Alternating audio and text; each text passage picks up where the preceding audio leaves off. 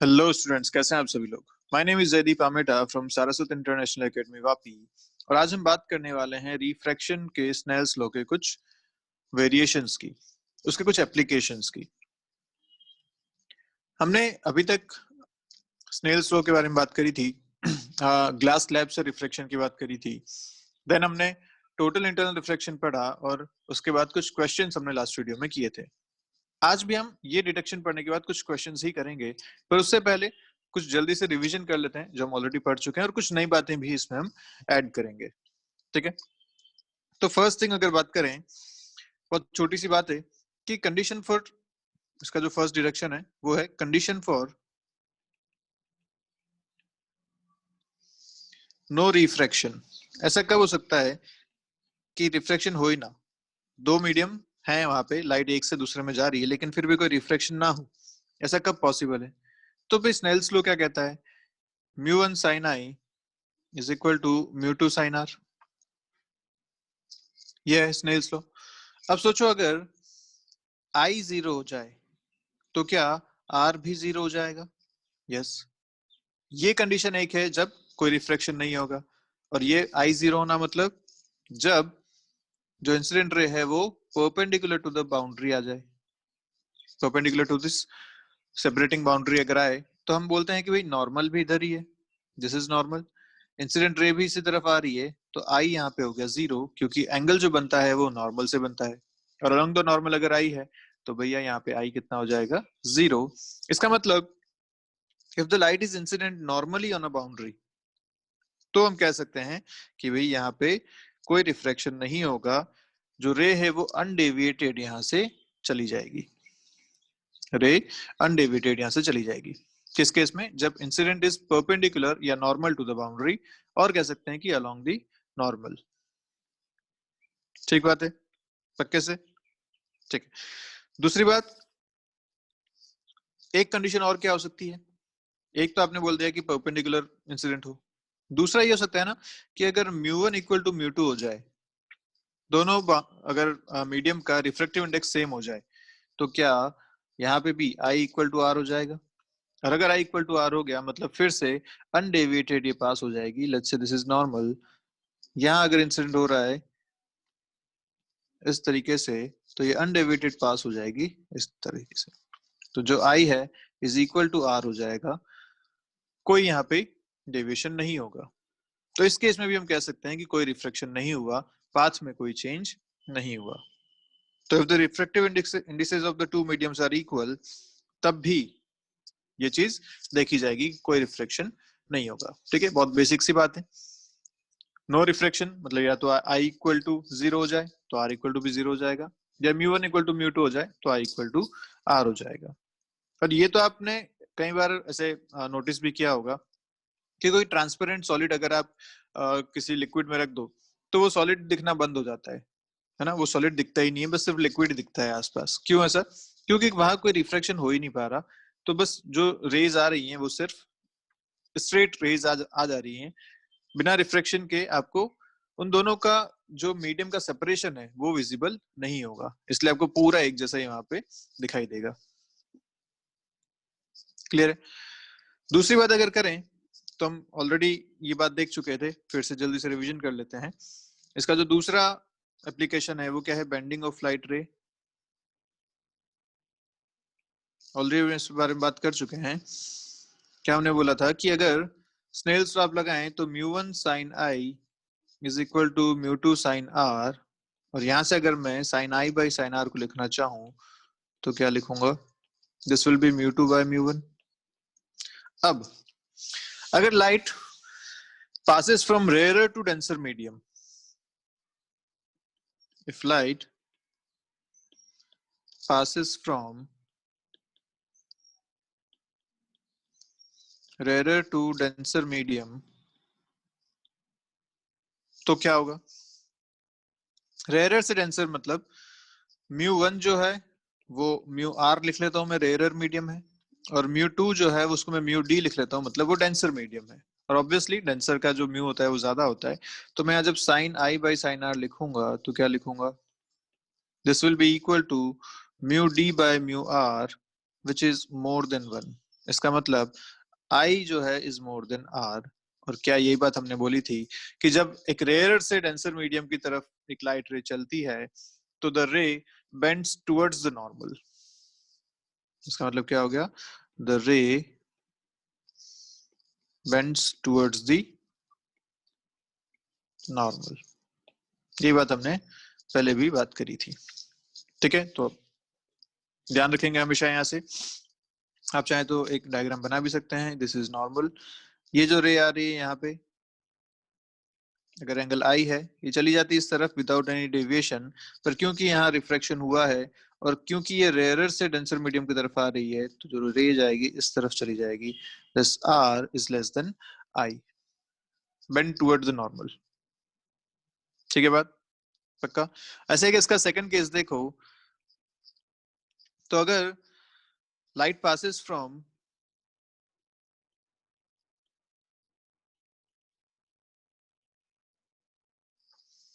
denser to rarer medium,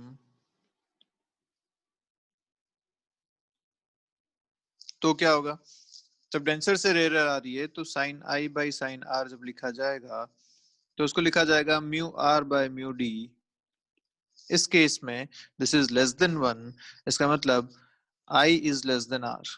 और अगर ऐसा है तो जो रे है वो bend towards, ray bends towards या bends away from the normal, bends away from the normal. सारी बातें हम पहले कर चुके हैं, जल्दी से इनका रिवीजन कर रहे हैं। कुछ और भी पॉइंट्स इसमें हम देखेंगे जो नए पॉइंट्स होंगे, इसलिए एक बार सब पढ़ लेते हैं साथ में। तो इस बार अगर लाइट रे इस तरीके से आ रही है, दिस इज एंगल आई, ये जानी चाहिए थी ऐसी लेकिन जाएगी थोड़ा और दूर। This angle r is more than i, bends away from the normal. ठीक है बात, पक्का। चलिए नेक्स्ट अगर बात करें तो आती है अपेरेंट डेप्थ की। Apparent depth and normal shift, ये क्या था याद कीजिए, हमने ऑलरेडी बात की थी एक मछली और एक चिड़िया की, हम ऑलरेडी बोल चुके थे। तो यहाँ भी बातें वैसी हैं, कुछ कंडीशंस इसमें हैं, कुछ अलग अलग केसेस इसमें बनते हैं जिस पे डायरेक्ट क्वेश्चन पूछे जाते हैं, तो उन्हें हम यहाँ पे जल्दी से डिस्कस करेंगे। तो इसमें जो पहला केस बनता है वो बनता है ऑब्जर्वेशन अलोंग नॉर्मल इंसिडेंस।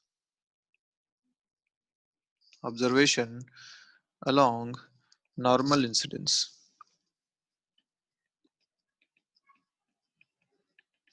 अब ये क्या है नॉर्मल इंसिडेंस? अभी आपने बात करी कि भैया आई इक्वल टू जीरो तो आर इक्वल टू जीरो जब रे परपेंडिकुलर टू द सरफेस आती है। अब अगर क्वेश्चन में आपको नॉर्मल इंसिडेंस बोला जाएगा तो ऑब्वियसली वहां पे रिफ्रैक्शन होना चाहिए, तभी वो क्वेश्चन फ्रेम हुआ है वहां पे। इसका मतलब नॉर्मल इंसिडेंस के लिए आपको आई इक्वल टू जीरो नहीं लेना है, आई को बहुत छोटा कंसिडर करना है। ये यहाँ पे एक खास बात है। क्लियर है बात? जब भी आपको क्वेश्चन में नॉर्मल इंसिडेंस बोला जाए तो आपको आई जीरो नहीं लेना है, आई बहुत छोटा कंसिडर करना है। इसका मतलब क्या हुआ कि भैया अगर यहाँ पे आप मान लीजिए कि इस तरीके की सिचुएशन है, ये बाउंड्री लेयर है, इसके नीचे जो है पूरा वाटर है, अपन वही बनाते हैं डायग्राम एक फिश वाला। यहाँ पे जो एक फिश है,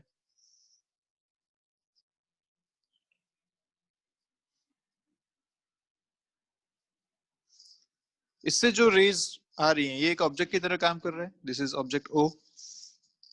अगर इसे एक रे बिल्कुल परपेंडिकुलर ऐसे आती है, अलोंग द नॉर्मल आती है, तो उसमें तो कोई रिफ्लेक्शन होगा नहीं, वो सीधा सीधा निकल जाएगी यहाँ से बाहर।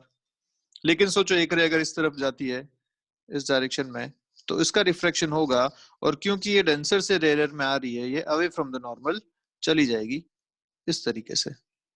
इस बात में कोई दिक्कत नहीं है, ठीक है। इसकी जो इमेज बनेगी वो देखिए, इमेज कहाँ बन रही है, अगर मैं इसको पीछे की तरफ बढ़ाऊं तो इमेज बनती है यहाँ पे। इसका मतलब ये जो फिश की इमेज दिखेगी वो आपको यहाँ कहीं दिखेगी इस तरीके से। तो अगर ये ऑब्जेक्ट है तो ये इमेज है आपकी। और ये जो रेज बाहर आई आपके लिए, मान लीजिए दिस ए और बी, तो हम बोल सकते हैं कि जो रे ओ ए और ओ बी, ये जो दोनों रेज बाहर आ रही हैं, ये बहुत पास पास हैं, इतनी पास कि ये सीधी आंखों में जा सकती हैं। तो मैं लिखूंगा अलोंग द नॉर्मल इंसिडेंस का मतलब क्या होगा, if the raise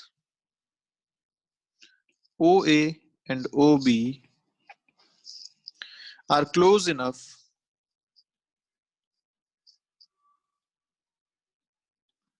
to reach the eye, to reach the eye, यहाँ ऊपर आंख है जहाँ पे दोनों रेज एक साथ पहुंच पा रही हैं, तो बहुत पास पास है, हम ऑब्वियसली डायग्राम में बहुत दूर है, लेकिन बहुत पास पास अगर हैं, तो इसका मतलब क्या हो गया, आई एंड आर वेरी स्मॉल। और ये एक इंपॉर्टेंट पॉइंट है जो आपको याद रखना है कि जब भी नॉर्मल इंसिडेंस की बात होगी तो आई और आर को आपको बहुत छोटा कंसिडर करना है। तो आई एंगल कौन सा हो गया, this is angle I.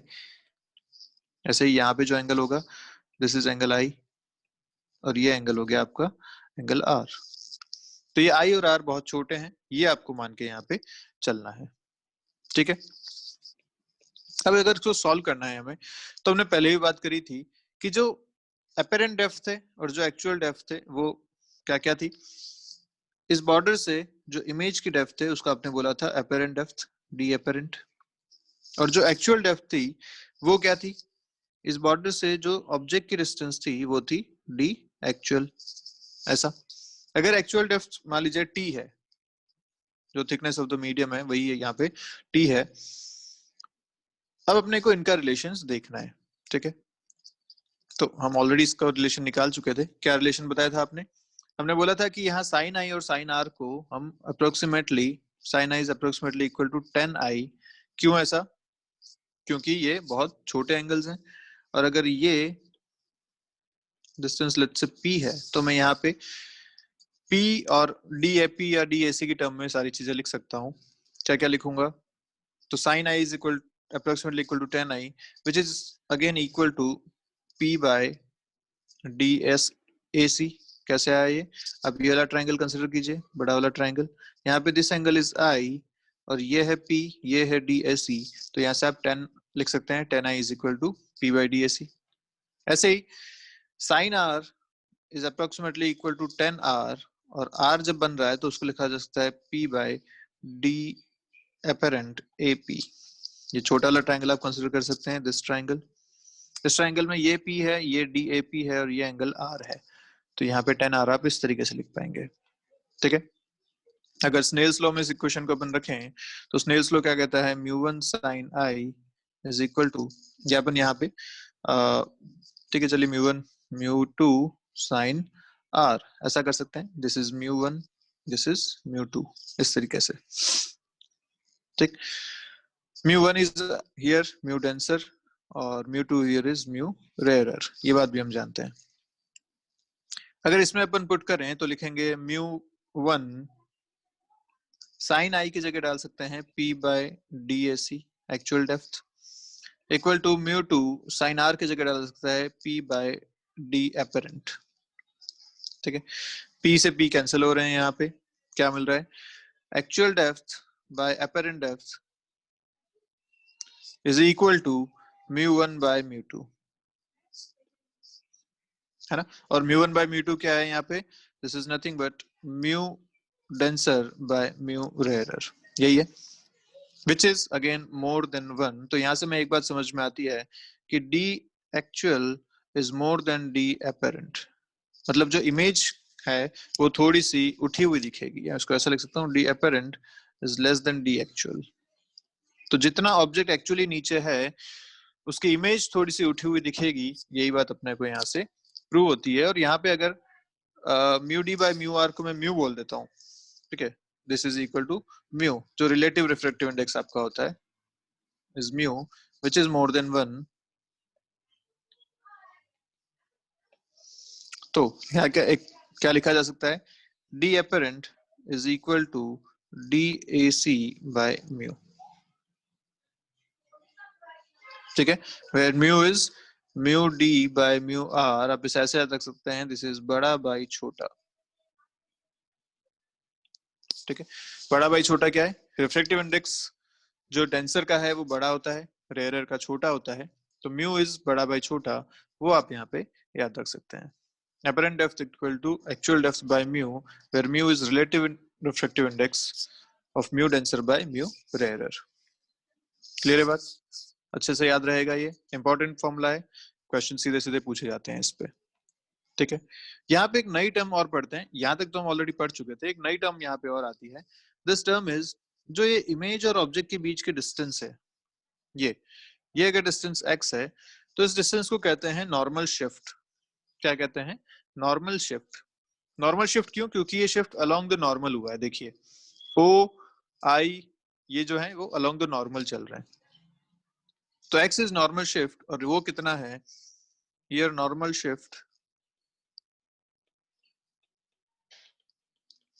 x is equal to, actually ये d actual minus d apparent, ये है ऑब्जेक्ट की डिस्टेंस माइनस इमेज की डिस्टेंस, वही था शिफ्ट, तो actual depth minus apparent depth. अगर एक्चुअल डेप्थ t है तो एपरेंट डेप्थ को लिखा जाएगा t बाई म्यू के बराबर। ठीक है, तो यहां से आपको x मिलता है t 1 माइनस 1 बाई म्यू के बराबर। तो ये भी क्वेश्चन पूछ लिया जाता है कि यहाँ पे नॉर्मल शिफ्ट कितना हो रहा है। ठीक है, पक्की बात है यहाँ तक अच्छे से। चलिए, अब अगर इसी का अपन सेकंड केस देखें, सेकंड केस में क्या बोल सकता हूं मैं कि भाई इस बार जो ऑब्जेक्ट है वो रेयर मीडियम में है और ऑब्जर्वर डेंसर मीडियम में है।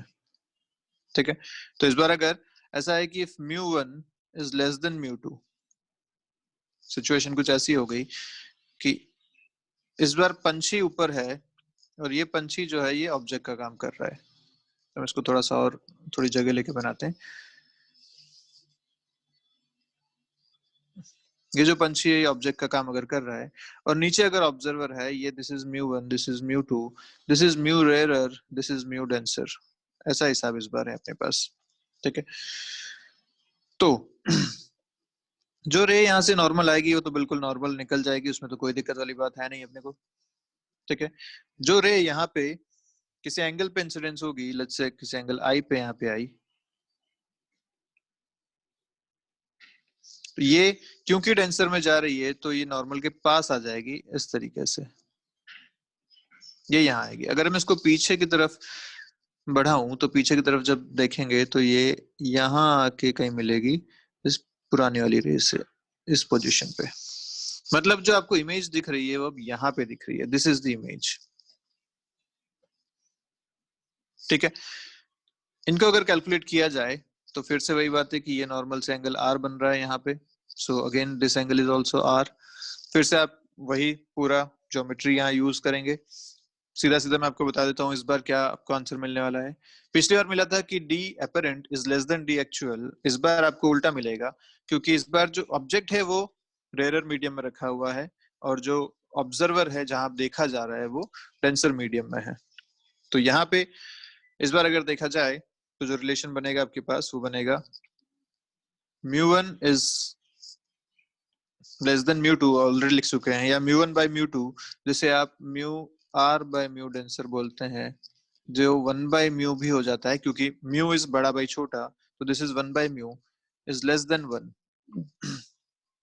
और अगर ऐसा है तो यहाँ पे बोला जा सकता है कि d apparent is equal to mu times d actual. Clear है, क्योंकि इस बार डी एपरेंट जो है वो बड़ा है डी एक्चुअल से। कहां से देखा जाता है, हमेशा वो यहीं से मेजर किए जाते हैं। This is D actual and this is D apparent. Image की जो हाइट है इस बाउंड्री से वो डी एपरेंट है, ऑब्जेक्ट की जो हाइट है इस बाउंड्री से वो एक्चुअल हाइट है। प्रूव करने का तरीका फिर से वही है, आप इसको पी मान सकते हैं, टेन थीटा लिखेंगे, फिर से वही सारी चीजें आपको यहाँ पे मिलेंगी।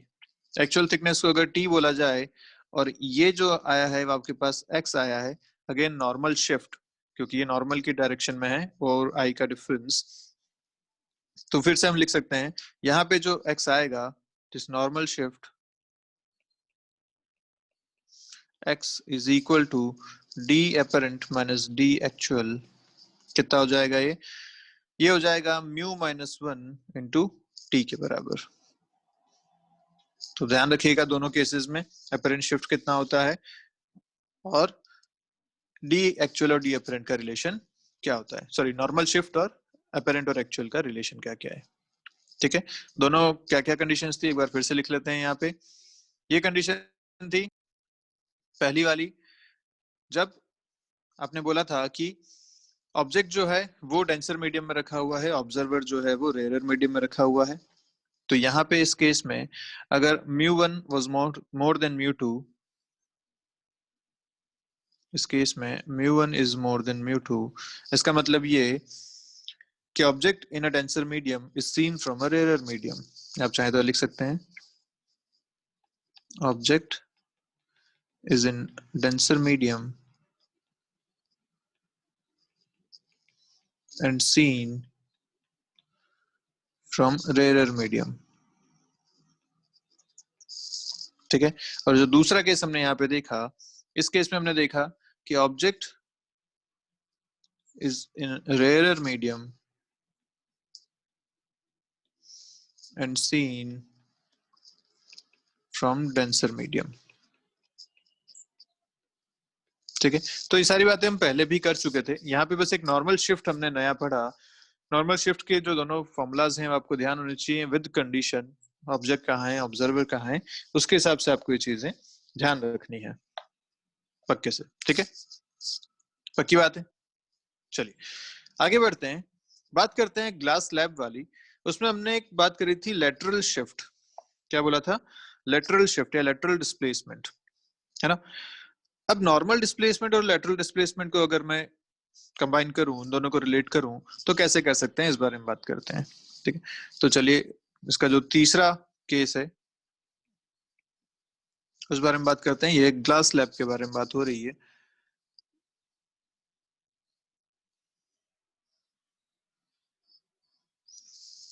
इसमें अगर नॉर्मल बनाया जाए तो दिस इज द नॉर्मल।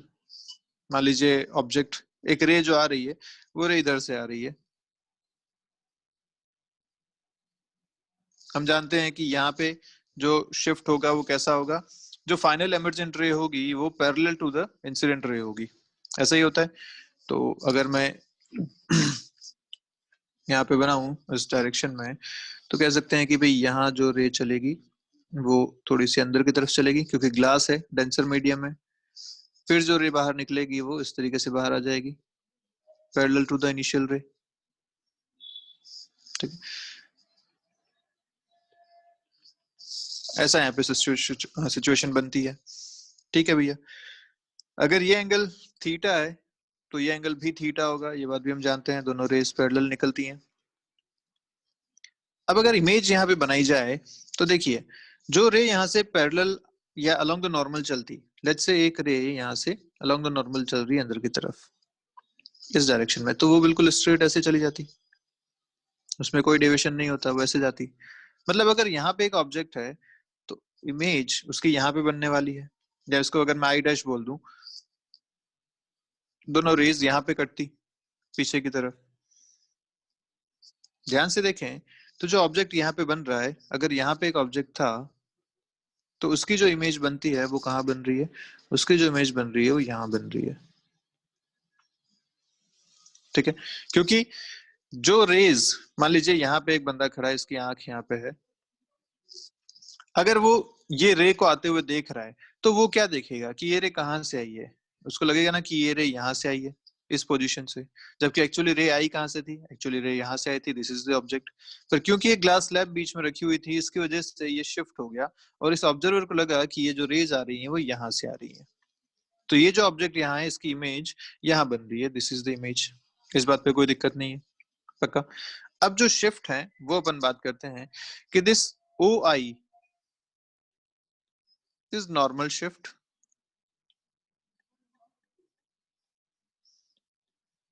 जिसको आप अभी तक एक्स लिख रहे थे।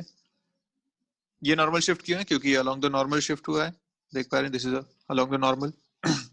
हमने बात करी थी लेटरल शिफ्ट की भी, वो क्या था, इन दोनों पैरेलल रेस के बीच की जो डिस्टेंस है वो था हमारा लेटरल शिफ्ट। तो अगर मैं लेटरल शिफ्ट यहाँ पे बनाना चाहूँ, this distance was the lateral shift, this is y. ये हमारा था लेटरल शिफ्ट। क्लियर है बात, कोई दिक्कत नहीं इसमें, पक्की है। तो बस यही अपने को दो बातें ध्यान रखनी है कि y इज लेटरल शिफ्ट, जबकि नॉर्मल शिफ्ट क्या है, वो x के बराबर है। आप देख पा रहे हैं दोनों क्या क्या बन रहे हैं। अगर मैं दोनों को रिलेट करूं तो मैं यहां से लिख सकता हूं this y by x is equal to sine theta. This y by x equal to sine theta कैसे आया, बहुत आसान सी बात है। आप चाहे तो ये y को यहां बना दीजिए, ठीक है। और क्योंकि ये एंगल थीटा है तो this angle is also theta. Sorry, ये एंगल अगर थीटा है तो ये एंगल भी थीटा हो जाएगा। ये हो गया x, तो आप यहां से देख पा रहे हैं this y by x is nothing but sine theta, ठीक है। ये इन दोनों का रिलेशन है, ध्यान रखिएगा। क्योंकि हमें x पता है, हमने x अभी देखा था, तो आप लिख सकते हैं यहाँ पे y is equal to x into sine theta.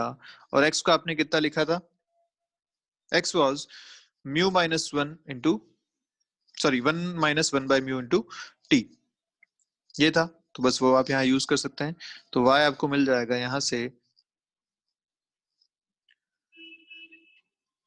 1 - 1/μ into T into sine theta को मैं लिख सकता हूँ सीधा सीधा थीटा के बराबर, क्योंकि यहाँ पे अपन थीटा को भी बहुत छोटा कंसिडर कर रहे हैं, ठीक है। Theta is very small. Normal incidence वाली सारी बातें चल रही है, उसी के 3 केसेस हमने पढ़े हैं। तो थीटा भी बहुत छोटा है, इसलिए यहाँ पे y by x equal to sine theta को हम सीधा थीटा की टर्म में भी लिख सकते हैं। क्लियर है सारी बातें। चलिए, जहाँ पे t क्या था, t इस ग्लास स्लैब की थिकनेस है, ये इसका एक्चुअल डेप्थ है, d actual is equal to t। Mu is the glass slab के लिए है। बाहर अगर एयर कंसिडर करते हैं तो 1 ले लीजिए, बाहर का अगर कोई और मीडियम है तो हम जानते हैं mu is mu denser by mu rare, ये आप यहाँ पे कंसिडर कर सकते हैं, ठीक है। क्वेश्चन सीधे सीधे इन पे बनते हैं, इसलिए ये बात इंपॉर्टेंट है। ग्लास स्लैब के लिए शिफ्ट हमेशा ध्यान रखिएगा। शिफ्ट कितना होता है, तो normal shift is x equal to 1 - 1/μ into T, and the lateral shift is x sine theta या x इंटू थीटा, ठीक है। तो यहाँ पे अगर नॉर्मल शिफ्ट आपको लिखना था तो आप लिखते हैं 1 - 1/μ into T. This is the normal shift. Clear है दोनों चीजें यहाँ पे, पक्के से। चलिए आगे बढ़ते हैं, बात करते हैं कि अगर एक से ज्यादा मीडियम कहीं पे प्रेजेंट है और उससे अगर ऑब्जेक्ट से रेज बाहर आ रही है, रिफ्लेक्शन हो रहा है, तो हम डिस्प्लेसमेंट कितना देखें या शिफ्ट को कितना कंसिडर करें, ठीक है। तो चलिए, सिचुएशन आपके पास कुछ ऐसी है कि भाई यहाँ पे एक कंटेनर रखा हुआ है जिसके अंदर 2 टाइप के लिक्विड भरे हुए हैं, ठीक है। एक मान लीजिए यहाँ तक है, दूसरा इससे ऊपर यहाँ तक है, ठीक। मैं इनको अलग अलग कलर से शेड कर देता हूँ ताकि आपको ध्यान रहे। ये एक मीडियम है और ये एक दूसरा मीडियम है, ठीक है। अगर μ1 μ2 लिखा जाए तो यहाँ पे दिस इज μ1, दिस इज μ2। अगर इनकी एक डेप्थ लिखी जाए तो this is depth d1, this is depth d2। ऐसे डिफरेंट डिफरेंट डेप्थ्स के डिफरेंट मीडियम के ये डिफरेंट रिफ्रैक्टिव इंडेक्स के ये मीडियम है। अब यहाँ पे अगर एक ऑब्जेक्ट रखा हुआ है, दिस इज द ऑब्जेक्ट, इसके लिए अगर मुझे इमेज बनानी है फाइनल, तो देखिए 2 बार रिफ्लेक्शन होंगे। तो एक रे तो मैं यहाँ से सीधे निकाल देता हूँ, जो नॉर्मल इंसिडेंस है, बिल्कुल स्ट्रेट यहाँ से निकल जाएगी इस तरीके से, कोई दिक्कत नहीं है। दूसरी अगर बात करें तो मैं एक रे निकालता हूँ यहाँ से इस डायरेक्शन में, अपने पाथ से डेविएट होगी, यहाँ पे जो नॉर्मल है उसके हिसाब से ये अपने पाथ से डेविएट हुई, ठीक है, पहुंचेगी यहाँ तक। यहाँ पे फिर इसका रिफ्रैक्शन होगा, फिर से अपने पाथ से डेविएट होगी, लेट्स से पहुंची इधर कहीं पे, ठीक है। तो अगर फर्स्ट वाली इमेज में बनाना चाहूँ तो फर्स्ट वाली इमेज यहाँ कहीं बन रही है, दिस इज एक रिफ्रैक्शन के बाद बनी हुई इमेज। अगर फाइनल इमेज बनाना चाहूँ तो फाइनल इमेज इसकी बनेगी यहाँ कहीं, इसके according, this is the final image, या I2 जिसको बोल दीजिए आप, ठीक है। अगर एंगल्स की बात करें तो दिस एंगल इज I1, क्योंकि यहाँ ये एंगल I1 है। ऐसे ही अगर ये एंगल R1 था तो ये एंगल भी R1 हो जाएगा, ठीक है। And this angle is I2, ऐसा लिखा जा सकता है यहाँ पे, ठीक बात। मैं कुछ नाम यहाँ पे दे देता हूँ, नोमेनक्लेचर करते हैं, इससे अपने को समझने आसान रहेगा। ये O हो गया, ये जो पार्टीशन जहां सर्फ दोनों लिक्विड मिल रहे हैं, इनका अगर मैं नाम दूं तो ये अगर पॉइंट B है और ये पॉइंट अगर A है, ठीक है। जो ऊपर नॉर्मल जहां कट कर रहा है ये पॉइंट अगर D है, और ये जो पॉइंट जहां पे ये फाइनल रे मिली ये पॉइंट अगर C है, तो अपन ट्राइंगल्स देखते हैं यहाँ पे क्या क्या लिखा जा सकता है। पहली बात तो ये कि जो एक्चुअल डेप्थ ऑब्जेक्ट की है वो कितनी है,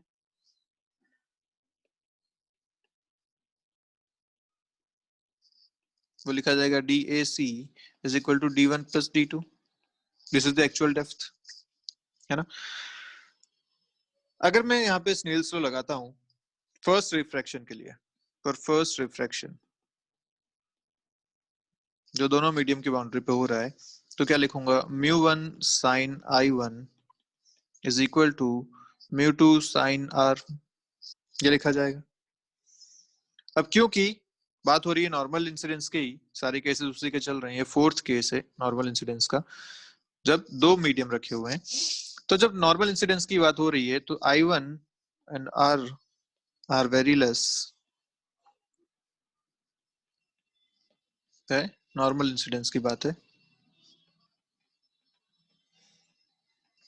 तो यहाँ क्या लिखा जाएगा, the sine I is approximately equal to 10I, तो हम लिख सकते हैं यहाँ पे साइन I जो कि 10I के बराबर है। अगर मैं ट्राइंगल देखूं यहाँ पे तो ये वाला ट्राइंगल देखता हूँ, ठीक है। इसमें मुझे 10I लिखना है, तो this is equal to AB by this D1, this is 10I1, clear है बात। तो मैं यहाँ पे लिखूंगा μ1 into 10I1 AB bye D1, जिसको मैं BO लिख लेता हूँ फिलहाल के लिए, is equal to μ2 into sine R। Sine R अगर ध्यान से देखो तो ये बन रहा है आपका साइन R, ठीक है।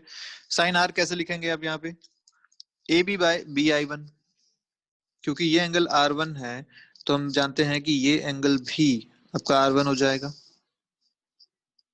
तो ये आपका आ जाएगा AB by BI1, this will be R1,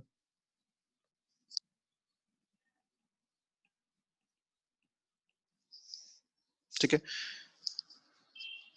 एक पेज में यहाँ पे ऐड करता हूँ, AB AB यहाँ पे कैंसिल हो गया। अगर मैं लिखना चाहूँ BI1 इज इक्वल टू, लिखूंगा μ2 बाय μ1 इंटू D1, या जिसको आपने BO लिखा था, BO is equal to D1, तो मैं यहाँ D1 ही लिख देता हूँ, ठीक है। अब अगर सेकंड सरफेस के रिफ्रैक्शन की बात करें, सेकंड रिफ्रैक्शन,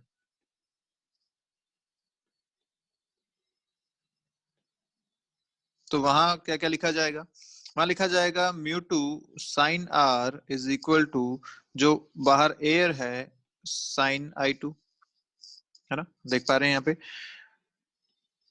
इस बार जो रिफ्रैक्शन हो रहा है वो यहाँ देखा जा रहा है, तो μ2 sin R is equal to 1 sin I2, क्योंकि बाहर एयर कंसिडर की गई है।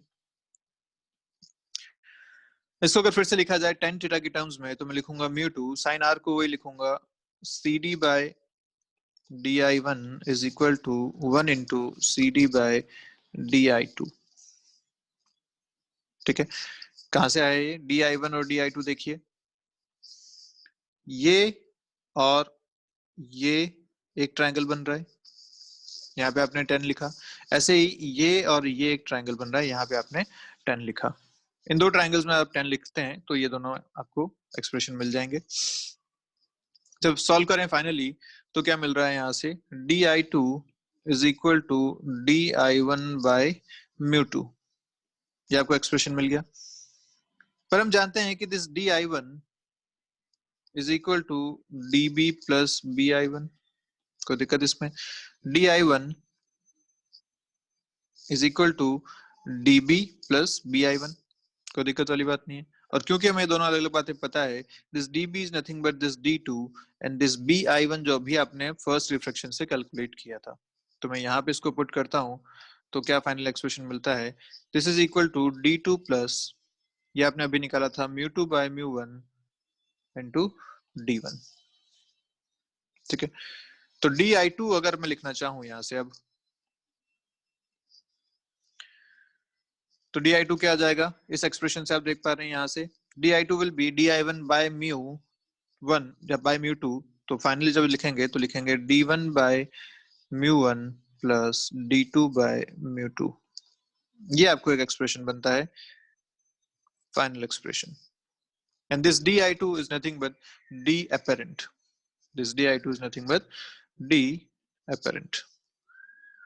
क्लियर है बात, जो फाइनल इमेज बनी वो सरफेस से कितने नीचे है, दिस इज d apparent, और जो d एक्चुअल था वो आप पहले ही देख चुके हैं, दिस इज d एक्चुअल जो कि d1 प्लस d2 के बराबर था।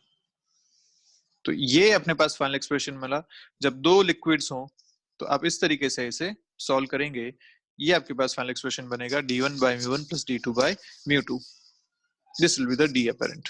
इंपॉर्टेंट फॉर्मूला है, क्वेश्चन सीधा सीधा बनता है इस पे। क्लियर है, आप अगर यहाँ से लेट्स से म्यू निकालना चाहो, ठीक है, इक्विवेलेंट रिफ्रैक्टिव इंडेक्स अगर निकालने में आपसे पूछ लिया जाए कि बताइए इक्विवेलेंट रिफ्रैक्टिव इंडेक्स कितना है, इक्विवेलेंट रिफ्रैक्टिव इंडेक्स, तो आप तो जानते हैं रिफ्रैक्टिव इंडेक्स को क्या लिखा जाता है, mu is equal to actual by apparent, this is the refractive index.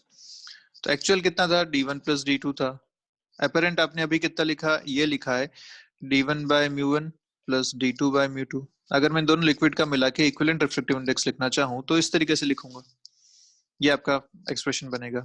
अब मान लो अगर d1 और d2 इक्वल हो जाए, दोनों जो डेप्थ है वो बराबर हो जाए, तो देखो सब चीजें कैंसिल हो गई, यहाँ से आपको जो इक्विवेलेंट रिफ्रैक्टिव इंडेक्स मिलेगा वो मिलेगा 2 mu1 mu2 by mu1 plus mu2।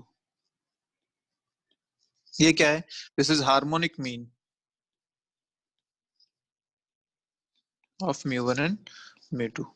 अगर दोनों डेप्थ इक्वल हैं तो आप इस तरीके से भी अपना इक्विवेलेंट म्यू लिख सकते हैं।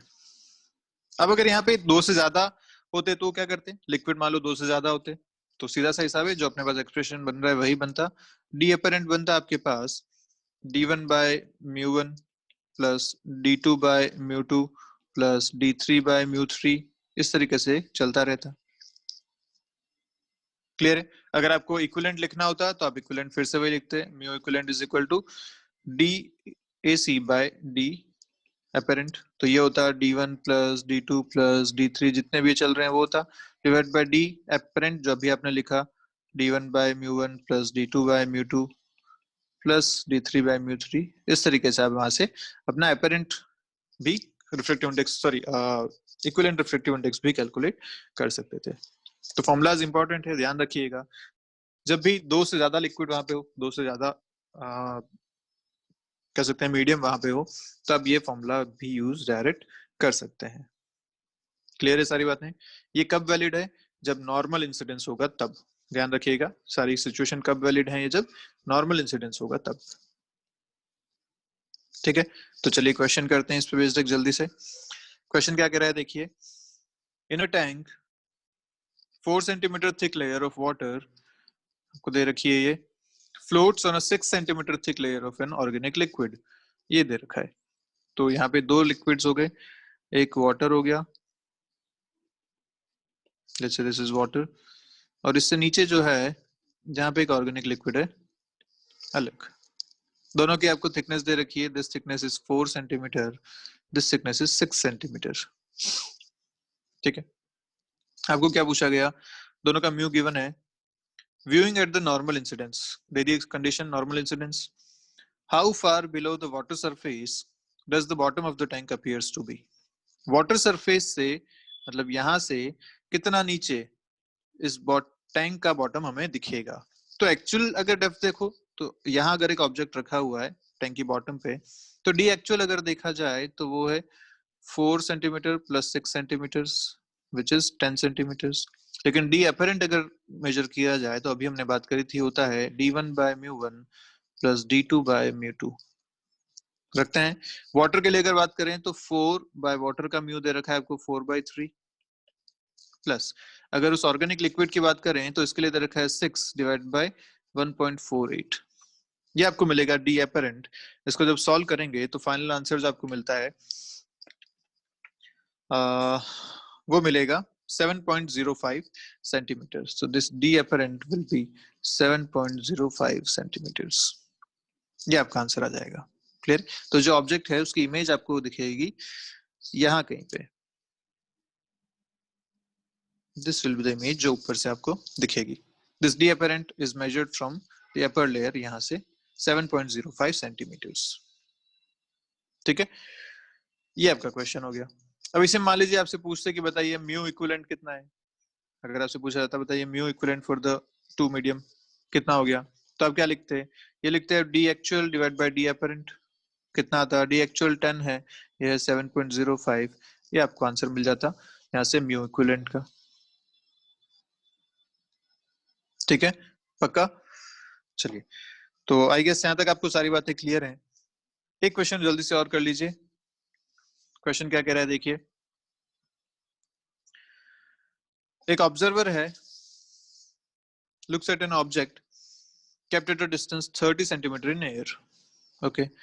If a rectangular glass plate is placed between the observer and an object with its thickness along the line of observation. ठीक है भैया। The object appears to the observer to be at a distance of 25 centimeter.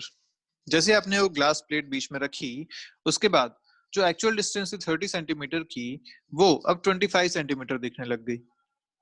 तो आपसे पूछा गया कि बताइए thickness of the glass plate कितनी है। कैसे करेंगे इस क्वेश्चन को सॉल्व? भाई हमें पता है कि जब आपने ग्लास प्लेट बीच में रखी तो मान लीजिए यहाँ पे एक ऑब्जेक्ट था, इधर एक ऑब्जर्वर था, इससे जो रेज आ रही थी वो डायरेक्ट यहाँ तक पहुंच रही थी, इस ऑब्जर्वर तक। लेकिन जैसे आपने ग्लास प्लेट बीच में रखी, उसकी वजह से क्या होगा?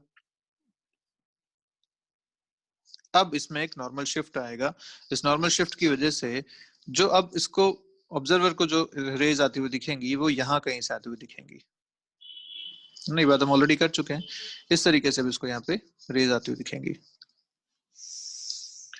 अगर ऐसा है तो ये जो आया ये आपका है शिफ्ट एक्स। क्या इसी को आपने बोला था normal shift? Yes, normal shift x is equal to, यहाँ पे कितना है? एक्चुअल डिस्टेंस थी इसकी 30, अपरेंट डिस्टेंस इसकी आई 25, तो द शिफ्ट इज 5 सेंटीमीटर। और हम जानते हैं कि शिफ्ट एक ग्लास स्लैब के लिए कितना लिखा जाता है? This normal shift for a glass slab कितना लिखा जाएगा? तो ये लिखा जाता है x is equal to T into 1 - 1 by mu. बस यहाँ से आपको t निकालना है। This is equal to 5t 1 - 1 by mu आपको गिवन है already 1.5 for the glass slab. यहाँ से कितना आंसर आता है? This t will be 15 centimetres. Clear है अच्छे से? तो बस ये आपका आंसर आ गया। और क्या पूछा है इसमें? Position of the glass plate is now shifted from object towards observer. अगर इस ग्लास प्लेट को हम शिफ्ट कर देते हैं ऑब्जेक्ट से ऑब्जर्वर की तरफ, या फिर ऑब्जर्वर से ऑब्जेक्ट की तरफ, मतलब जो आपने ग्लास प्लेट यहाँ बना रखी है उसको आप चाहे यहाँ कहीं बना दीजिए, चाहे यहाँ कहीं बना दीजिए। आपसे पूछा गया how does it change the apparent position of the object as seen from the observer. क्या इससे इस 25 सेंटीमीटर की अपरेंट पोजीशन पे कोई फर्क पड़ेगा? ये आपका क्वेश्चन है। ठीक है, तो ध्यान दीजिए आपने जो यहाँ शिफ्ट का फॉर्मूला लिखा है, क्या इस पूरे में कहीं भी ग्लास स्लैब की पोजीशन के बारे में बात की गई है? नहीं, सिर्फ थिकनेस की बात है और इसके रिफ्रैक्टिव इंडेक्स की बात है। यहाँ कहीं भी इसकी पोजीशन की बात नहीं है। तो आप चाहे इस ग्लास स्लैब को एकदम ऑब्जर्वर के पास रख दो, चाहे इस स्लैब को एकदम ऑब्जेक्ट के पास रख दो, जो अपेरेंट शिफ्ट, जो अपेरेंट इसकी डेप्थ दिखेगी या जो इसका पोजीशन दिखेगी वो बिल्कुल सेम रहेगी, उस पर कोई फर्क नहीं पड़ेगा। अपरेंट पोजीशन इसकी बिल्कुल सेम रहने वाली है, नॉर्मल शिफ्ट बिल्कुल सेम रहने वाला है। तो ध्यान दीजिएगा हमेशा कि नॉर्मल शिफ्ट जो है वो इस स्लैब की पोजीशन पे डिपेंड नहीं करता, वो आप चाहे कहीं भी रख दीजिए, आंसर आपको वही मिलने वाला है। ठीक है, अच्छे से क्लियर है यहाँ तक सारी बातें? चलिए, तो ठीक है, मिलते हैं अपन नेक्स्ट वीडियो में। बात करेंगे कुछ और छोटे छोटे कॉन्सेप्ट्स की और कुछ और क्वेश्चंस की, ठीक है। देन टीआईआर पे भी हमें क्वेश्चन करने हैं काफी सारे। तो चलिए मिलते हैं फिर नेक्स्ट क्लास में। Bye bye.